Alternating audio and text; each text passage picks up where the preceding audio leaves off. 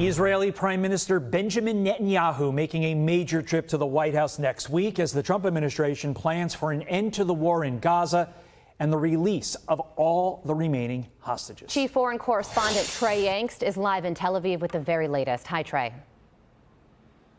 Hey guys, good morning. Israeli Prime Minister Benjamin Netanyahu is scheduled to visit Washington next week, where he'll meet with President Trump on Monday. Reports indicate the pair are set to discuss a path forward to try and end the war in Gaza and bring the remaining hostages home, along with exploring broader normalization and peace deals across the region. Now, yesterday, President Trump signed an executive order lifting sanctions on Syria, a clear sign that the Americans are looking to have stronger ties with the government of Ahmed al-Shara while reintroducing Syria to the global economy. The region remains on edge following the 12-day war between Israel and Iran. And Iran's foreign minister indicated a new deal may not take place because Iranians are looking for assurances from the U.S. that they won't strike their nuclear program again before leadership in Tehran would return to the negotiating table. The questions about what comes next in the Middle East partially hinge on if an agreement can be reached to end the war in Gaza, something that could help stabilize the region. On Monday, Israeli strikes against the enclave continued.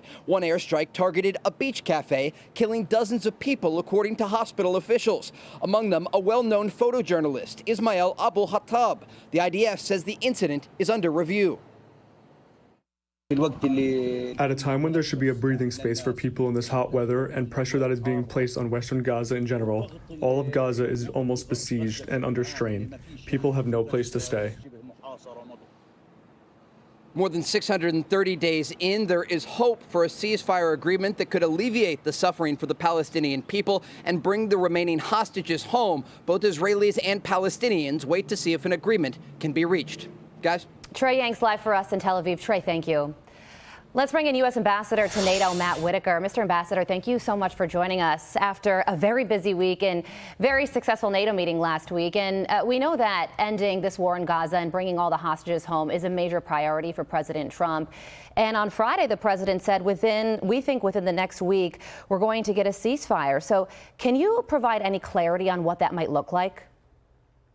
Yeah, well, good morning. It's great to be with you again. And, you know, Donald Trump is a peacemaker, and he has ended conflict between India and Pakistan, obviously between Israel and Iran, between Hezbollah and Israel, and so many other conflicts. We just had the African resolution, you know, in the Congo. And so if you look at all of these situations, it's all because Donald Trump was elected. It's all because he's a peacemaker and he figures out how to bring the folks to the table. And I think he's working very hard on this Gaza situation. But at the end of the day, Hamas needs to lay down its arms. It needs to stop the conflict. You know, it's the one that started on October 7th by, you know, killing 1,200 Israeli citizens. And I think at the end of the day, Hamas holds the cards in its hand, and they need to come to the table and get this resolved and have peace in that region as well. Because at the end of the day, you know, people should be able to live in peace and therefore have prosperity. And that's what Donald Trump wants for the world. So yesterday, President Trump signed an executive order lifting sanctions on Syria. Is that a risk? Is that a good idea? What do you think? Yeah, we are seeing a lot of good signs out of Syria, and they are taking steps forward to be a productive member of the world.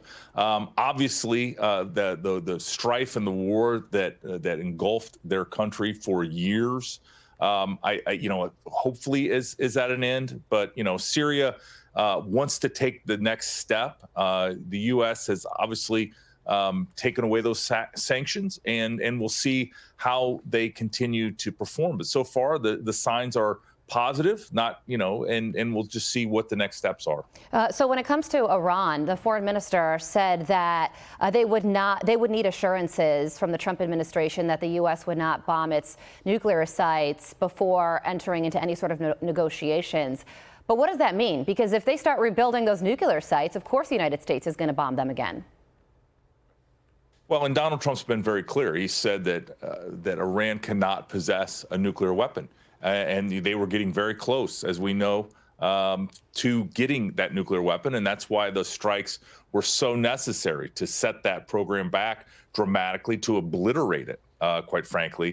But, at the end of the day, if Iran is willing to give up those nuclear ambitions, then I'm certain a peace deal would be very easy to negotiate. But until Iran can make that affirmative statement that they've abandoned their nuclear ambitions, they should always be worried about what the United States can do, and together with our allies in response to that. Okay, and finally, Mr. Ambassador, would love for you to respond to this, because Russia's foreign minister predicted that NATO's defense spending increase would lead to NATO's collapse. So respond to that, and also if you could quickly take us behind the scenes and tell us a little bit about what it was like to watch other world leaders deal with President Trump at the NATO summit.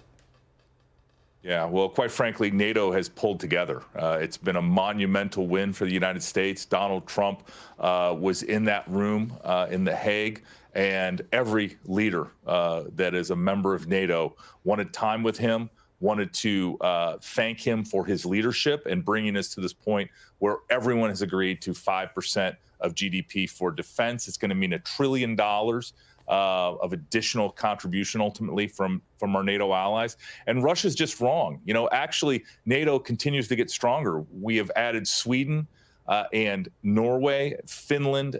We have the entire Nordic allies all together now in NATO. And it is really historic, and the victory that came out of The Hague and the unity we saw among all our allies has been just really breathtaking. And it's all because of Donald Trump.